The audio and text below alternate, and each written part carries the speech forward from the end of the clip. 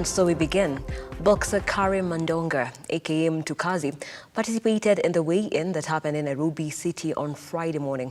Mandonga landed in Nairobi Wednesday night, ready for his first ever fight outside Tanzania, set for Saturday, against Kenya's Daniel Wanyonyi. 5 other boxers also arrived from Mauritius to join the card that will feature 2 Tanzanians and 1 boxer from DRC against Kenyans. Moja hapa Mtukazi hapa moja kwa moja. Naam, Mtukazi uko moja kwa moja kupitia runinga ya Lookuptv ambapo tunakuletea matangazo haya. Tuambie hapo kesho tutarajie nini kutoka kwako kama wewe kama boxer? Bwana, kesho tutarajie ushindi tu. Yaani Mungu akipenda kesho hamna mambo mapya. Kesho tuangalie nini kinatokea alichokipanga Mungu. Kiafya niko safi na nimekuja salama ndani ya Kenya. Nimepokelewa Kenya kama niko Tanzania. Najisikia huru sana ujue. Mpaka sasa hivi naamini kabisa mimi Mtanzania, mimi ni Mkenya. Labda siri ya Sogunyo ni nini? Yaani siri ya Sogunyo wanasema Wakenya wenyewe kesho ni kuchochi. Yaani kuchochi fasi ya huyo nani? Akutana nayo shughuli ya ngumi ya Sogunyo. Hii Sogunyo ngumi imetoka Ukraine. Na mbona kachagua ngumi ya Ukraine? Hii ngumi ya Ukraine imetoka katika mlipuko wa mabomu. Hii ngumi inaitwa Sogunyo.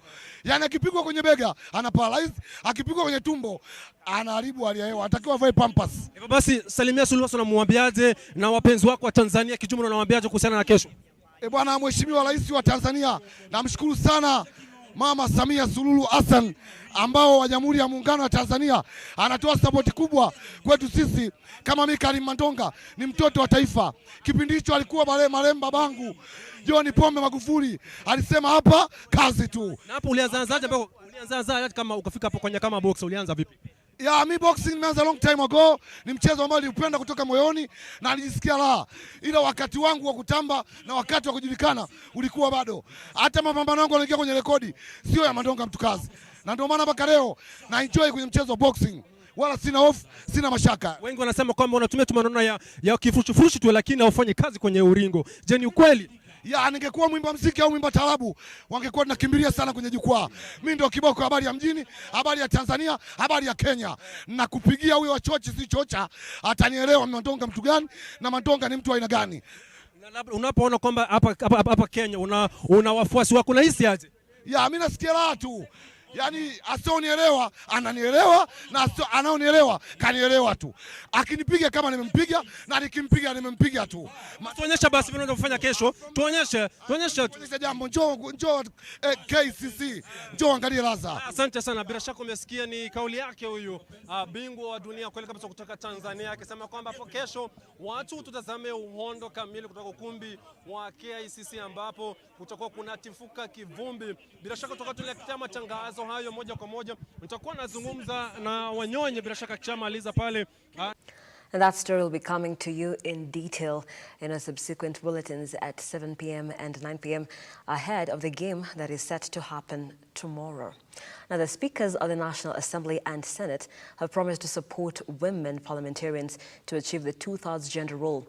The speaker have admitted that the delay in enacting the law on representation was not healthy and hence the need to fast-track the process. According to the Speaker of the National Assembly, Moses Wetangula, the country had made major strides in addressing the issue of women leadership. However, failure to fully implement the 2010 Constitution on gender representation was a major concern. Anything that brings women to parity with men, I will support. Regardless of who brings it or how it is brought, because like Obama said, you cannot win a game if you are playing with half of your team outside the field. Now, you can sit, generate an idea, draft a bill, and my office, and I have no doubt my brother's office, will give you everything you require to support you, research, financial services, everything for you to meet. The message that should ring loud and clear across our land presently and going forward is that political leadership in this country is no longer preserved of men. Honorable members, as we gather here today, we must commend KEWOPA and its array of eminent partners for having walked this journey resolutely and with unflinching determination, ushering us to the point where we are today. Inevitably, we must come to the consensus that unless women achieve equal status within governance and political structures, our efforts to strengthen the democratic base and expedite crucial social and political reforms will be hamstrung. Away from that, now imagine owning a well-constructed home for as low as only 250 shillings. You're probably wondering how that is possible. With the current state of the economy that has rendered almost every aspect of the economy paralyzed. And the quest to realize Vision 2030 through the provision of affordable housing for individuals with a dream of owning homes, Makiga Building and Construction Limited has been on the forefront exploring the niche in the building and construction sector through the invention of a machine that builds blocks faster and at an affordable cost. The machine utilizes very little cement and one can have a complete home in 2 weeks. Take a look at this amazing invention by a Kenyan. The cost of living has gone beyond a majority's reach. This has gone an extra mile to cripple the ability to afford housing by thousands of Kenyans who are now street and slum dwellers. However, in the midst of the shackle and menace of the harsh reality, exists a solution that might just serve Kenyans for the greater good. Makiga Building and Construction Limited. President William Ruto's government has been on the forefront in the spearheading of a new generation of homeowners under the affordable housing program, which is on course. Makiga Building and Construction Limited has been living the dream for the last 40 years through their invention of a building machine that fast-tracks the process. The construction of this house started recently, and looking at it, it's almost done thanks to Makiga Building machine that sped up the construction. This machine is used to introduce affordable housing in the country by making blocks that interlock and cut on costs. The inspiration behind Makiga is to bring a solution to housing, because building in Kenya or building in Africa is very expensive.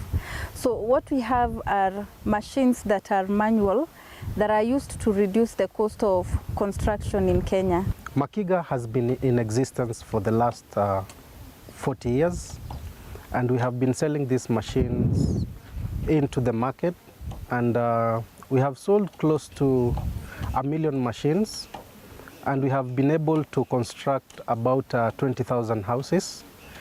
That involves schools. We have built schools even in the DRC Congo, and we have built homes for people even here in Kenya. So what I can say is that the Makiga machine, where the company started, is what has been able to assist many Kenyans to be able to build and also to be able to provide affordable housing as a business as well. It's a simple yet precious soil interlocking block machine that makes blocks made from soil and cement. We have been able to build from bungalows to maisonets, and the machine, the Makiga machine, is able to make blocks that can even make high-rise structures. What you just need is to ensure that you have some very good columns for your houses, and it has been approved by KEBS, and many architects who do their drawings, they can actually incorporate the blocks into the plans as well. One only spends 100,000 shillings to buy the Makiga machine, but can earn up to over 1,500 daily through renting, making blocks for sale, and starting a construction business. With a minimum of 4 guys, you can be able to make about 500 blocks in a day. And these blocks, they're usually interlocking such that when you're building with the blocks, you do not use mortar between the joints. So the machine is not mechanized, so it is a manual machine which does not use fuel.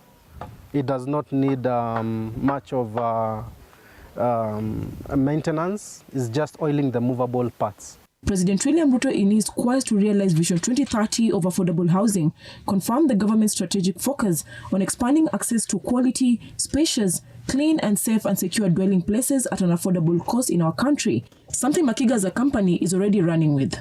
Makiga Building and Construction Company is just one among the many companies that is keen on the realization of Vision 2030 through the provision of affordable housing. Cecilia Lubanga, Lookuptv, Makueni County. Thank you, Lebanga, for that detailed story.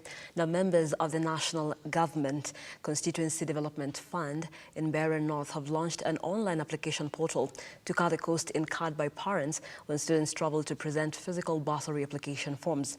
Speaking during the launch of this year cargo town in Embu, Mbeere North Member of Parliament Geoffrey Ruku noted that the online process will make the allocation process open, transparent, effective and efficient.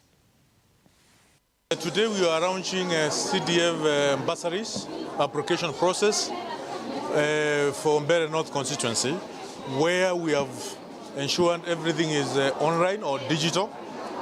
We have an online portal for the application of bursaries for secondary schools, tertiary colleges, as well as for university students, so that we can make this process as open as possible, transparent as possible, and as efficient and effective application process as possible, so that we can minimize the cost associated in the application process by the parents. And as Mbeere North the constituency, the CDF committee has agreed to cap the percentage at the maximum. That is that 5%, but we will be writing to National Government CDF Fund to request to approve for us to dispatch or to distribute 50 million in total for the bursaries, because one of the biggest problem here is fees payment because of the poverty levels which we have in Mbeere North. That is what we are endeavoring to do to ensure education in Mbeere North is number one, and education in Mbeere North, we want to make it a cash crop, because this is a semi-arid area, is a very is an area where there is crop failure each and every season.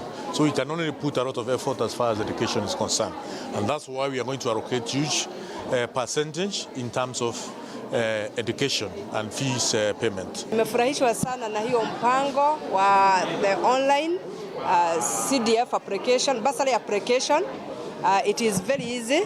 Tumeonyeshwa vile inafanywa, and within just a few seconds one is through with applying. Before it has been very tedious, lakini saa hii nimeona ya kwamba mtu hata anaweza jazia tu kwa nyumba, so it is very easy. Very grateful to our MP for facilitating that, na tunajua ya kwamba tutasaidika. Kwanza ni mshukuru mheshimiwa wetu kwa vile ameeneza mtandao wetu vizuri. From the past tulikuwa ilikuwa ina need utravel uonekane physically ili uweze kujaza hiyo form, but now unaweza apply kwa online na una send your application na inachukuliwa. Kwa hivyo tumeshukuru sana. Kwa hivyo mheshimiwa wetu ametujali kwa kupitia mtandao. Siku ya leo ni siku ya furaha sana kwa kuona mpangilio ulio mwema, ulio bora, wa rahisi sana wa application ya bursary kwa kila moja, hasa katika sub county hii. Na tumeona hiyo portal ni rahisi sana, na sio lazima mtu asafiri, bali ukiwa na simu yako unaweza kutoa kujaza pale, na unaweza kwenda kwa mahali kuna kompyuta na uweze kutolewa kopi, na basi inaonekana sasa mambo ni rahisi katika Mbeere North, na mambo itaendelea mzuri na watu watafaidika bila stress. And that is all we had for you at this time. But remember, we have our bulletins at 7 p.m. and 9 p.m. as well. Ruto in Kisumu, top among our stories tonight. Remember, he will be there today and tomorrow.